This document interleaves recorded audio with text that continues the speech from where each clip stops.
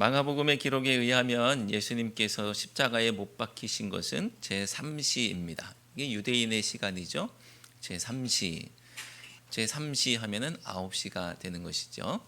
그 유대인들의 시간에다가 6을 더하면 우리가 편안하게 쓰는 그 시간이 됩니다. 그런데 예수님께서 십자가에서 못 박히신 것은 그러니까 오전 9시입니다.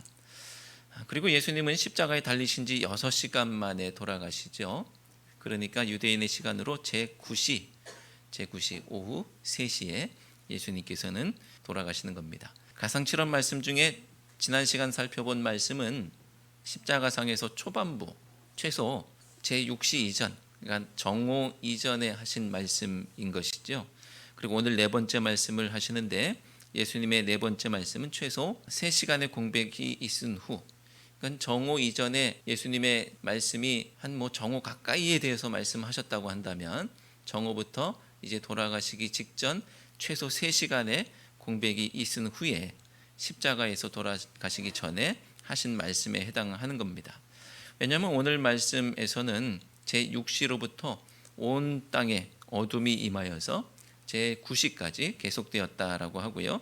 예수님께서는 제9시쯤에야 제4원의 말씀을 하고 계시는 것이기 때문입니다. 오늘 45절과 46절 앞부분 말씀을 함께 읽어볼까요? 제6시로부터 제9시쯤에 예수께서 크게 소리질러 이르시되 아멘. 십자가에 달리신 직후에는 그래도 기운이 좀 있으셨을 수 있죠. 그러니까 몇 마디 기도도 하시고 낙원에 대한 약속도 주시고 그리고 어머니 아들 이렇게 연결시켜 주신 말씀도 하셨습니다. 하지만 이후에는 도무지 감당할 수 없는 고통, 십자가에서의 그 아픔, 그 속에서 침묵하고 계셨던 것이죠. 그렇다면 어둠이 드리워진 3시간 동안 예수님은 무엇을 하고 계셨을까? 오늘 말씀은 이 3시간 동안의 침묵의 시간 속에 그 비밀이 숨어 있을 텐데 3시간 동안의 침묵, 그 시간의 비밀을 밝혀내는 시간이 되었으면 하는 그런 기대를 가지고 있습니다. 이 비밀을 풀기 위해서는 그 침묵의 시간을 채우고 있는 것이 무엇인가 한번 살펴볼 필요가 있겠는데 45절 말씀을 보면요. 그 침묵의 시간을 무엇이 채우고 있습니까? 어둠이 채우고 있는 것을 보게 됩니다. 그 침묵의 시간 어둠이 있습니다. 이 어둠에 대해서 우리는 그냥 단순히 어두웠나 보다 이렇게 생각할 수 없어요. 그냥 지나칠 수가 없습니다. 지금 저 시간대는요 가장 밝아야 될 시간이기 때문에 그렇거든요. 우리도 지금 어떻게 보면 제일 밝아야 되는 시간, 그런데 지금 어두워요. 그러니까 왜 어둡지 이렇게 생각하게 되죠. 비가 와서 그렇구나, 우리는 그렇게 할 수 있는데 이때 당시에는 이변에 해당하는 상황이 펼쳐진 것입니다. 그러니까 그냥 어둡구나 이게 아니에요. 무슨 일이야 이렇게 생각해야 되는 상황입니다. 무슨 일이야. 그리고 성경에서는 비범함을 보여줄 때 뭔가 달라라고 했을 때 이것은 우리에게 던져주는 또 메시지가 되는 것이죠. 그러니까 왜 날이 어둡지? 왜 이렇게 다르지? 라고 했을 때 하나님이 하실 말씀이 있구나라는 마음으로 이 말씀을 읽으면 될 거예요. 자연현상이었든 아니면 초자연적 현상이었든 하나님은 이 어둠을 통해서 우리에게 뭔가 말씀하기 원하시고 계신 것입니다. 첫째는 예수님께서 십자가에 달려 계신 그 순간의 어둠은요, 어떤 메시지냐? 이 어둠은 인류의 죄가 얼마나 깊은지를 보여주는, 이 어둠을 통해서 이렇게 칠흑같이 어두운데 이게 우리의 죄가 이렇게 깊고도 어두운 것이구나라는 사실을 보여주는 상징인 것입니다. 그리고 이 어둠은 곧 인류의 죄에 대한 하나님의 진노의 표현인 것이죠. 우리의 죄가 이렇게 깊으니 하나님이 이렇게 진노하고 계시구나라는 사실을 어둠을 통해서 봅니다. 둘째로 이 어둠은 하나님께서 예수님을 향해서 등을 돌리셨다라는 상징이기도 합니다. 왜 이렇게 어둡지? 예수님은 십자가에 못 박혀 계시는데 어둠이 임했어요. 하나님이 등을 돌리셨구나, 이렇게 읽을 수가 있는 것이죠. 이미 예수님께서는 십자가에 달려 계신 그 자체가 하나님으로부터 버림받은 것을 보여주고 있는 그런 모습입니다. 하지만 이 어둠은 더 확실하게 버리셔서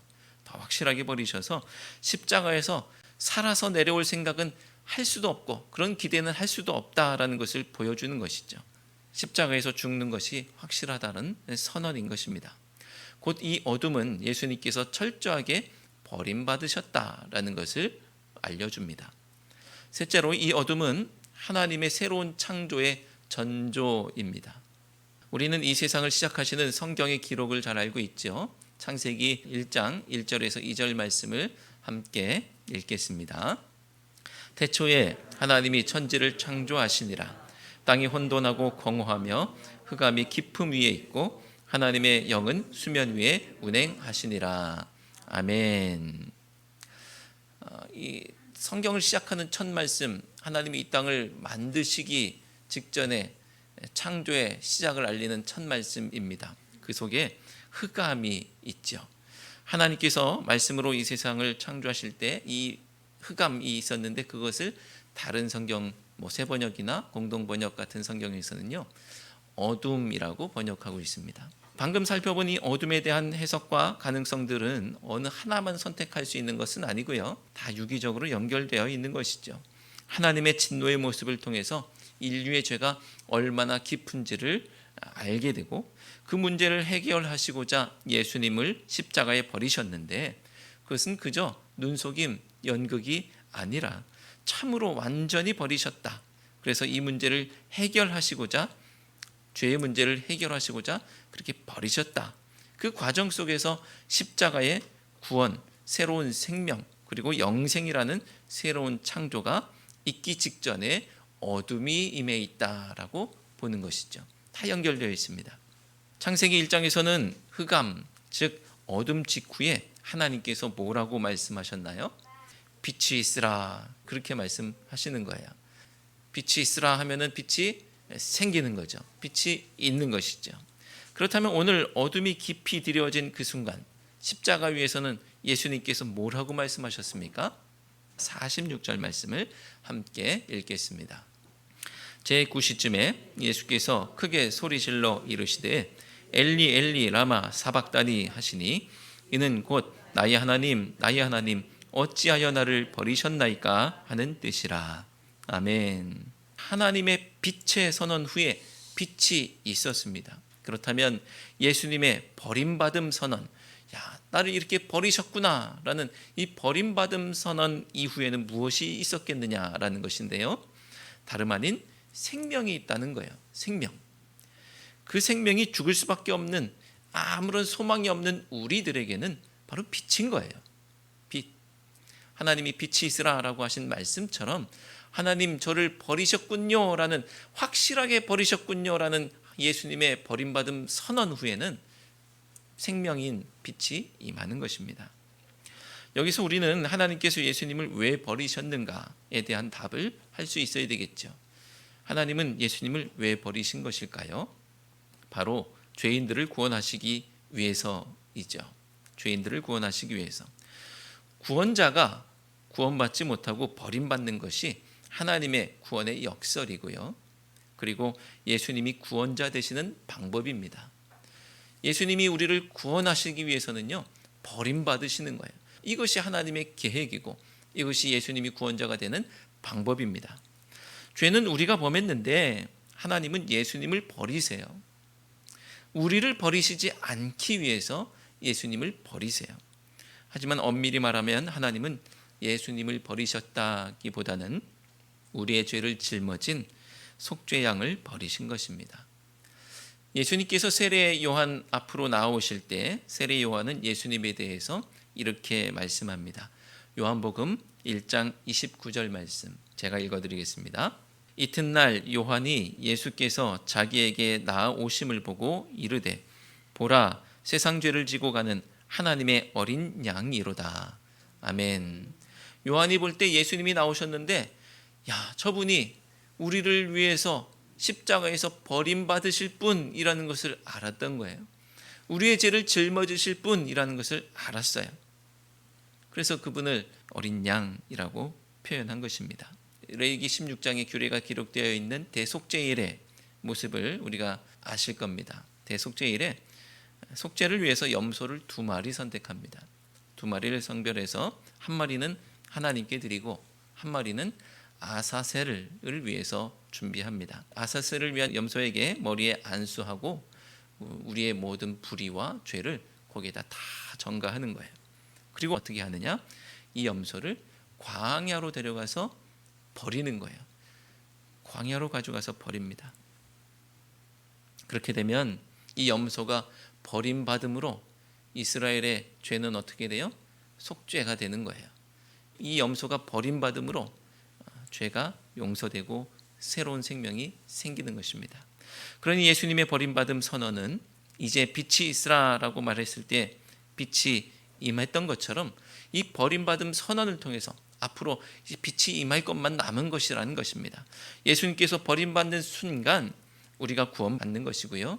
그리고 생명이 임한다는 선언이었던 것입니다. 즉 빛이 있으라 하시니 빛이 있었고 어찌하여 나를 버리셨나이까 하시니 생명이 있었다는 것입니다. 인류 구원을 위한 하나님의 구원 계획을 모르고 이 말씀을 보면요, 예수님 뭐 하나님을 향해서 불평하시는 건가? 이런 마음으로 볼 수도 있을 거예요. 하지만 주님의 뜻을 믿고 주님의 계획을 신뢰하고 이 말씀을 바라보면 버림받음은 곧 구원을 위한 과정이라는 것을 깨닫게 됩니다. 사랑하는 성도 여러분, 여러분의 삶 가운데 어둠이 드리워져 있습니까? 그 어둠이 깊어지고 깊어져서 빛이라고는 도무지 발견할 수 없는 상황 가운데 계십니까? 그때가 하나님께서 말씀하실 때라는 사실을 기억하시고 그때가 하나님께서 내 삶을 새롭게 창조하실 때라는 사실을 기억하시기 바랍니다. 주님께서 분명히 여러분의 삶에 말씀을 선포하시고 새로운 일을 행하실 줄로 믿으시기를 주님 이름으로 축원합니다. 그렇다면 예수님께서는 이 어둠 속에서 무엇을 하셨을까요? 그 3시간 동안 무엇을 하셨을까요? 이것은 우리가 철저히 가설이라는 이름으로 생각해 보는 것이죠. 기록에 되어 있지 않기 때문에 우리가 추측해 보는 겁니다. 첫째는 그냥 시간 때우고 계셨던 것 아니야? 왜냐하면 어떤 분들은 예수님의 인성을 부정하고 예수님이 하나님이신데 십자가에 그냥 달려 계신 것처럼 하신 거예요. 연극이었다는 것이죠. 그러면은 하나님께서 거기서 뭐 무슨 고통도 없고 아무것도 아닌 시간만 때우고 계신 것 아니었겠나, 이런 생각을 하는 사람도 있습니다. 하지만 누차 말씀드리지만 예수님은 참 하나님이신 동시에 참 인간이셨기 때문에 예수님의 그 십자가에서의 고통은 참 고통이었던 거예요. 진짜로 아프셨던 거예요. 그리고 그 어둠이 드리워진 3시간은 누구보다도 괴로웠던 시간이었을 것입니다. 그러니 이건 또 말이 안 되는 것 같아요. 둘째 가설, 원망하셨다라고 생각해 볼 수도 있겠죠. 예수님께서는 십자가 지셔야 할 것을 익히 알고 계셨습니다. 그래서 제자들에게 순환받으셔야 될 것을 몇 차례 말씀하셨죠. 그리고 겟세마네 동산에서 기도하실 때도 도무지 이 십자가를 감당하시기가 쉽지 않았기 때문에 거기에서도 고통스러워 하셨던 것이죠. 막상 십자가 지니까요, 이 얼마나 아프셨겠어요. 그러니까 누구라도 그 고통 가운데 원망한다는 것, 뭐 그럴 수 있을 거예요.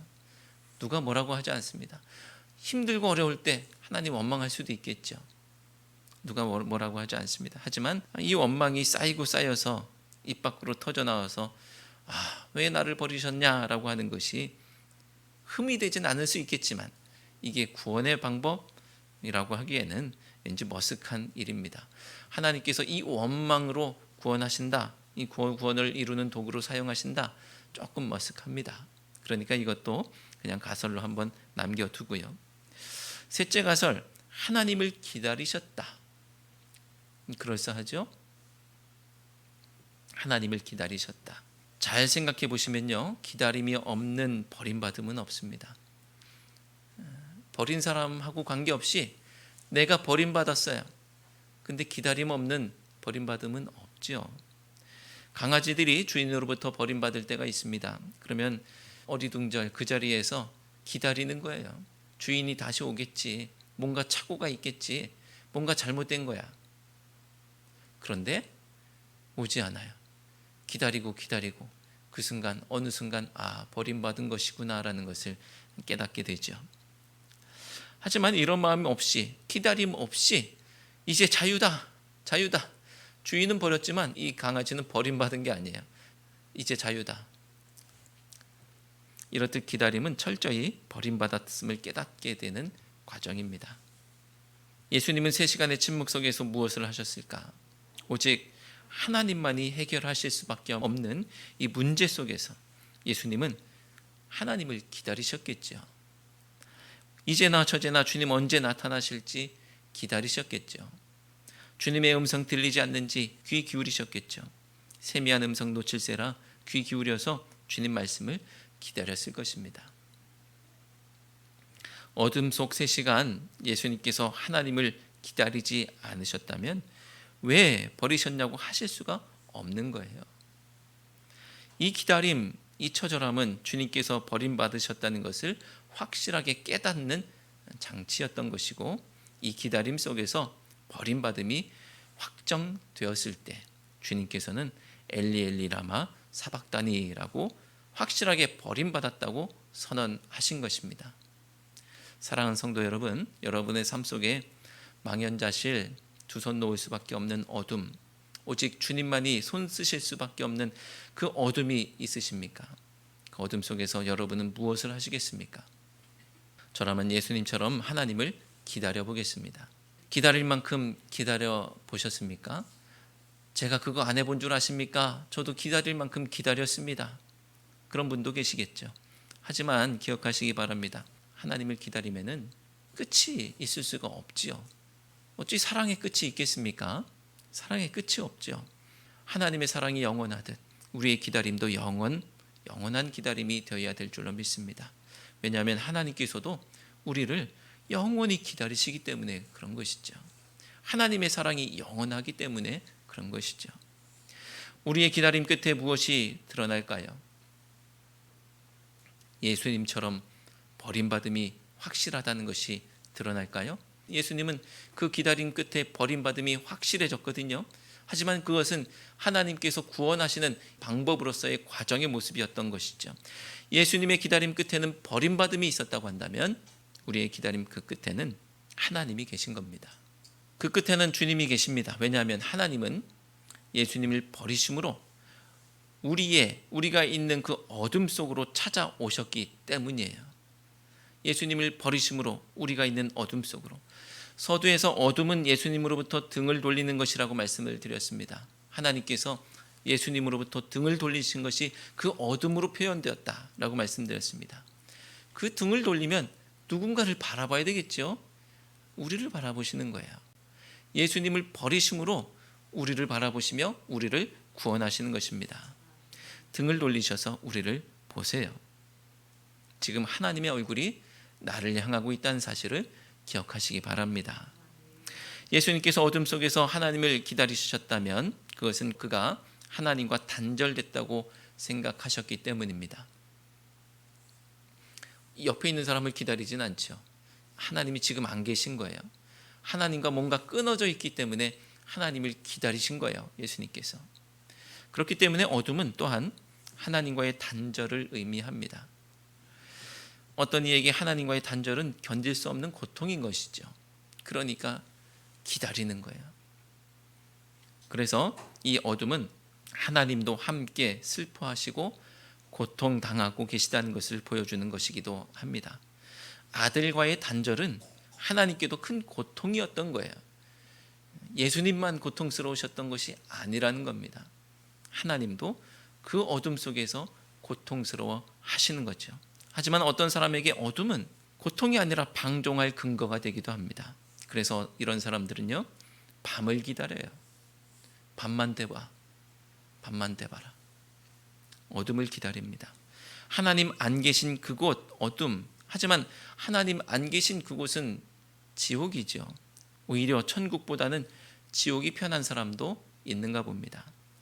하지만 견딜 수 없는 어둠 속에서의 예수님의 절규는 우리가 밤을 기다릴 것이 아니라 그 어둠을 걷어내야 한다라고 우리에게 알려줍니다. 여러분에게 어둠은 참을만 하십니까? 여러분에게 하나님과의 단절은 참을만 하십니까? 어둠 속에서 하나님을 기다리고 기다리셔서 결국 어둠을 걷어내시고 나를 향하신 하나님의 뜻 안에서 영원한 생명을 누리는 우리 모두가 되시기를 주님의 이름으로 축원합니다. 기도하시겠습니다. 하나님, 앞이 보이지 않는 어둠 속에 있는 성도들의 곤고함을 주님께서 아십니다. 그 심령을 어루만지시고 위로해 주옵소서. 그 어둠이 결국 새로운 창조를 위한 과정이라는 사실을 깨닫게 하시고 그 속에서 하나님을 기다릴 때 하나님께서 찾아가 주시옵소서. 그에게 한 말씀만 주셔서 그 말씀이 살아 역사하여 하나님의 구원을 이루게 하옵소서. 참을 수 없는 어둠을 걷어내고 빛 대신 주님 안으로 들어가는 저희들 되게 하옵소서. 예수님의 이름으로 기도드립니다. 아멘.